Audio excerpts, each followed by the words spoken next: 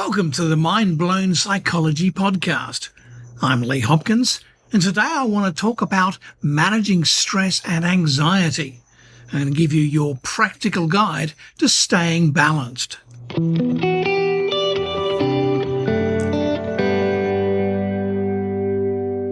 When life feels like it's spinning out of control, having reliable strategies to manage stress and anxiety isn't just helpful, it's essential. This guide explores practical techniques that you can implement straight away, helping you regain your centre when everything feels overwhelming. Firstly, let's understand your stress response. Before diving into management techniques, it's important to understand what happens in your body when stress kicks in. Your body's stress response, often called the fight or flight response, triggers a cascade of hormones including cortisol and adrenaline. While this response was brilliant for our ancestors facing predators, it's less helpful when we're stressed about work deadlines or financial pressures. When stress hits hard, these techniques can help you regain control. Box breathing. This technique is used by everyone from corporate executives to military personnel, and here's how to do it. Inhale for 4 counts, hold for 4 counts, exhale for 4 counts, hold for 4 counts, and repeat that for between 3 and 5 cycles. And then there's the 5-4-3-2-1 grounding technique. When anxiety feels overwhelming, this sensory awareness exercise helps bring you back to the present. Name 5 things you can see. Name 4 things you can touch. Name 3 things you can hear. Name 2 things you can smell. Name 1 thing you can taste. There's also progressive muscle relaxation. This technique involves systematically tensing and releasing muscle groups. Start from your toes and work up to your head, tensing each muscle group for 5 seconds before releasing. This helps identify where you're holding tension and releases it effectively.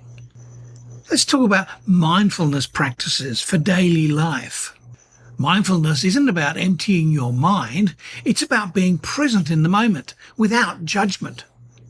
Here are practical ways to incorporate mindfulness into your daily routine. There's the mindful morning routine. Instead of immediately checking your phone, take 5 minutes to focus on your breathing. Notice the sensation of your feet on the floor. Listen to the morning sounds around you and feel the temperature of the air on your skin. Then there's mindful eating. During at least 1 meal a day, notice the colours and textures of your food. Pay attention to each bite's flavour. Eat slowly and without distractions. And appreciate where your food came from. And there's mindful walking. Whether it's to the letterbox or during your lunch break, notice how your feet feel hitting the ground. Observe your surroundings with curiosity. Feel the air temperature and breeze. Listen to the sounds around you. While immediate relief techniques are valuable, developing long-term strategies is crucial for ongoing stress management. So firstly, create boundaries. Learn to say no without guilt. Set specific work hours and stick to them. Establish digital boundaries. For example, no work emails after 7 p.m. And communicate your limits clearly to others. Then you can develop healthy habits. Prioritize sleep hygiene. Maintain regular exercise. Eat a balanced diet. Stay hydrated and limit caffeine and alcohol. And another help is build a support network. Connect with friends regularly. Consider professional support when needed. Join community groups or classes. and share your experiences with trusted people. Sometimes, despite our best efforts, anxiety can still become overwhelming. Here's what to do in those moments. Firstly, recognise your triggers. Keep a journal noting what happened before the anxiety peaked, physical symptoms you experienced, thoughts that accompanied the anxiety, and what helped you feel better. You can also create an anxiety toolkit.